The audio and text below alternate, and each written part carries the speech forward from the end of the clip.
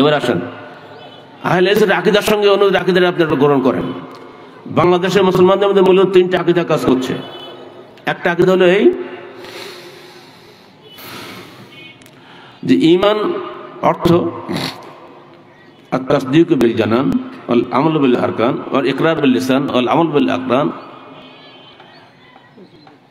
يزيد بالطاعة وينقص بالمعصية الإيمان هو الأصل والعمل هو الفرع। ঈমানের অর্থ হচ্ছে হৃদয়ে বিশ্বাস, মুখে স্বীকৃতি ও কর্মে বাস্তবায়নের সমন্বিত নাম, যা নেকির মাধ্যমে বৃদ্ধিপ্রাপ্ত হয় এবং গুনাহে হ্রাসপ্রাপ্ত হয়। ঈমান অর্থাৎ বিশ্বাস হলো মূল, কর্ম হলো শাখা। কর্ম যদি কিছু ত্রুটিপূর্ণ হয় তাহলে সে পাক্কা মুমিন হবে না বটে, কিন্তু বেঈমানও হবে না, কাফের হবে না। এটা হলো আহলে হাদিসের ঈমান। আর একটা ঈমান হলো এই যে বিশ্বাস এবং কর্ম দুটোই হলো মূল। বিশ্বাস, স্বীকৃতি এবং কর্ম তিনটেই হচ্ছে মূল। এর একটা যদি না থাকে সে কাফের হয়ে যাবে, তাহলে রক্ত হালাল।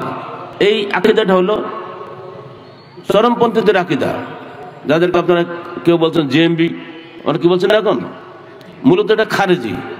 এরা হযরত আলীকে হত্যা করেছিল কাফের বলে, বলুন নাউযুবিল্লাহি মিন যালিক। হযরত আলী যিনি দুনিয়া থাকতে আল্লাহ সুসংবাদ, জান্নাতের সুসংবাদ প্রাপ্ত, যিনি আল্লাহ রাসূলের জামাই, তাকে যারা কাফের বলে হত্যা করতে পারে, সেই চরমপন্থীরাই কিন্তু এখন বিভিন্ন দেশে ইসলামের বদনাম করে দিচ্ছে। এখনো কিছু কিছু পাগল পুলিশ অফিসার আছে, পাগল বলবে আমাদেরকে, তারা বলে কি আহলে হাদিস সব জঙ্গি, কারণ ওই জঙ্গিরা নাকি সালাত পড়ে আমাদের মতো করে, হাত নিচে দেখি মনে করি সব জঙ্গি। তাই কি হবে? শুধু হাত দেখলে কি জঙ্গি হয় না? হৃদয়ে আকীদা দেখতে হয়। প্রকৃত আহলে হাদিস কখনকালে জঙ্গি নয়, প্রকৃত আহলে হাদিস কখনোই চরমপন্থী নয়। কিন্তু ওই হাত ওঠানামা দেখেই বুঝে নিচ্ছে সব জঙ্গি। পুলিশ ভাইদের বলে খবরদার, বাজে আকীদা পোষণ করবেন না, বলে আপনি আল্লাহর কাছে কৈফিয়তের সম্মুখীন হবেন। আহলে হাদিসদের কখনকালে জঙ্গি বলে গালি দিবেন না। আর একদল আছে তারা বলে শুধু বিশ্বাস করলেই অথবা স্বীকৃতি দিলেই ইমানদার হওয়া যাবে, আমল ইমানের অংশ নয়। এদেরকে বলা হয় মুরজিয়া। বাংলাদেশের অধিকাংশ মুসলমান এই দলভুক্ত, যারা খালি স্লোগান দিয়ে মুসলমান, আমলে নেই। এই তিনটা আকীদা বাংলাদেশে কাজ করছে। আর সেই জন্য সবাই আহলে হাদিস হতে পারবে না, কারণ ওই আকীদা হলে আমল যা খুশি করি নারা তাকবীর দিলে মুসলমান হয়ে গেলাম। আর ওই কঠোর আকীদা যারা পোষণ করছে তারা এখন সরকারি মারির ভয়ে মাথা নিচু করে আছে, চুপচাপ আছে, আর আহলে হাদিসদের বদনাম করছে। প্রকৃত যারা মধ্যপন্থী তারা হচ্ছে আহলে হাদিস, এবং তারা সবসময় মানুষের আমল দুরুস্ত করার চেষ্টা করে। একটা নারকেল গাছ, নারকেল নেই, ছোবড়া নেই, গাছটা আছে, আপনি তারা কি বলবেন? ওটাকে গাব গাছ বলবেন? আপনি কি ওটাকে বাবলা গাছ বলবেন? ওকে তো নারকেল গাছই বলতে হবে, হয়তো ফল নেই। ঠিক একজন লোক মুসলমান হয়েছে, ঈমান কবুল করেছে, কিন্তু আমল খারাপ, তাহলে তাকে কাফের বলা যাবে?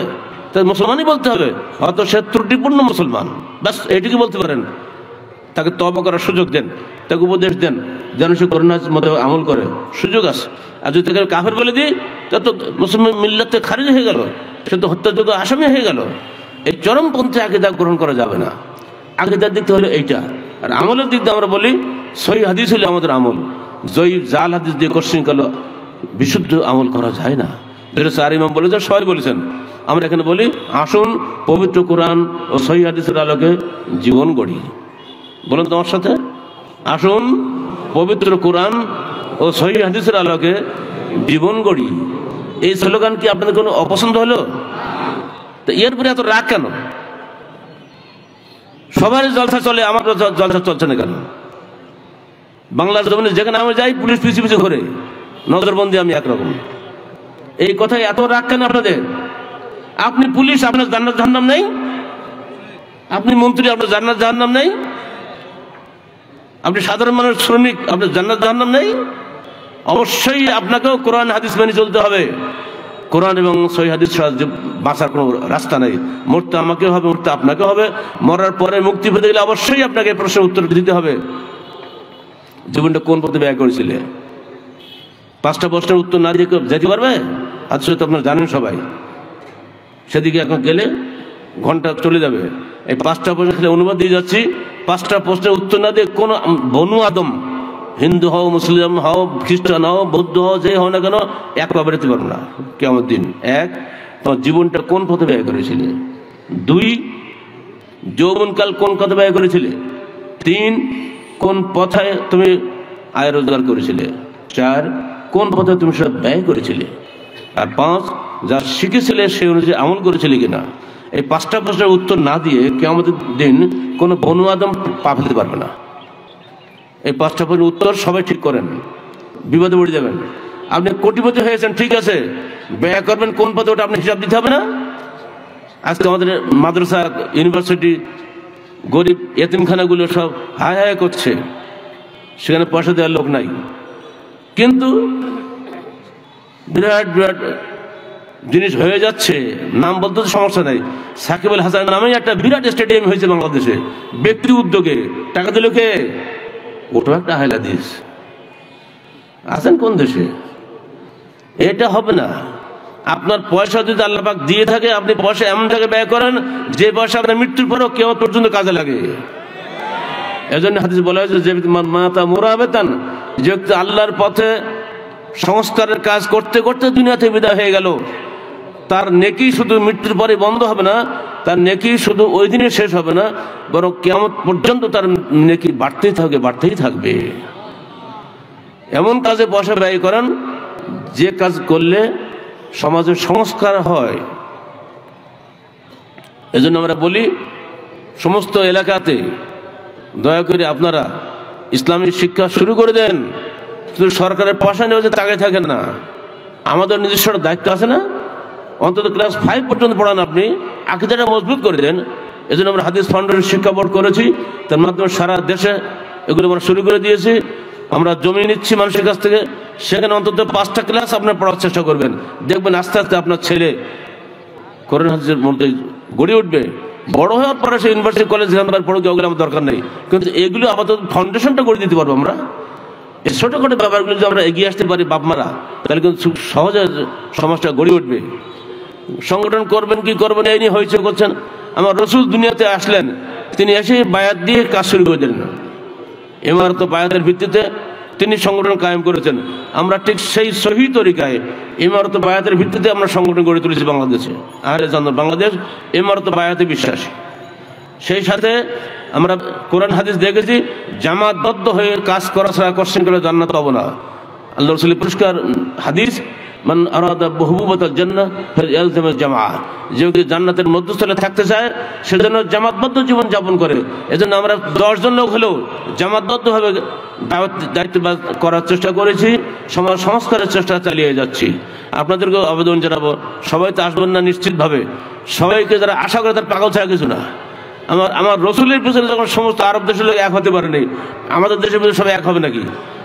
যারা সত্যিকার অর্থে জান্নাতের পাগল তাদেরকে আমরা খুঁজে বেড়াচ্ছি। আসুন একসঙ্গে মিলে সমাজটা আমরা সংস্কার করি, গড়ে তুলি।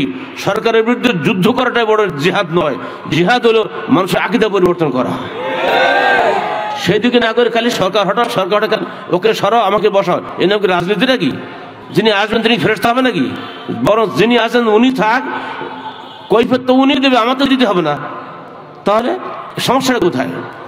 আনুগত্য থাকতে হবে সব জায়গায়। যিনি নেতা হবেন তারপর আনুগত্যের নির্দেশ আল্লাহ পাক কোরআন দিয়েছেন, আতিউল্লাহ উলিল আমরি মিনকুম, তোমরা আল্লাহর আনুগত্য করো, রসুল আনুগত্য করো, তোমার নেতৃবৃন্দের আনুগত্য করো। এক কথা শেষ। যদি নেতাদের বিরুদ্ধে খালি খোঁচাতেই থাকেন, খালি বিদ্রোহী করতে থাকেন, নেতাকে আপনার খাতির করবে নাকি? অত আনুগত্যের মধ্যে থেকেই আপনাকে সংশোধনের কাজ করে দিতে হবে। এটাই হলো আমাদের রাজনৈতিক থিওরি। আপনাদের বলে দিচ্ছি, আল্লাহ রসুল নিষেধ করেছেন। সে সাহাবীরা বলি, আল্লাহ রসুল যদি উনি অন্যায় করে তাহলে কিছু আফালা নুকাতিলুহুম, আমরা কি তার মধ্যে যুদ্ধ করবো না? আল্লাহ রসুল বলছেন, না, লা মা সাল্লাল্লাহু লা মা সাল্লাল্লাহু লা মা সাল্লাল্লাহু, খবরদার, যতক্ষণ সে সালাত আদায় করে, যতক্ষণ আকাম ফিকুমুস সালাত, তোমাদের মধ্যে সালাত কায়েম রাখে, ততক্ষণ পর্যন্ত তোমরা তোমাদের নেতাদের বিদ্রোহ করো না, সরকারের বিদ্রোহ করো না। এই হাদিস আমাদের জানা নেই। আর এজন্য আহলে জান্নাত বাংলাদেশ কখনোই কোনো সরকারের বিরুদ্ধে বিদ্রোহ করে না, আজও করে না, ইনশাআল্লাহ আগামীতেও করবে না। কিন্তু আমরা চাই স্বাধীনভাবে কোরআন এবং হাদিসের বিশুদ্ধ দাওয়াত মানুষের কাছে তুলে ধরতে।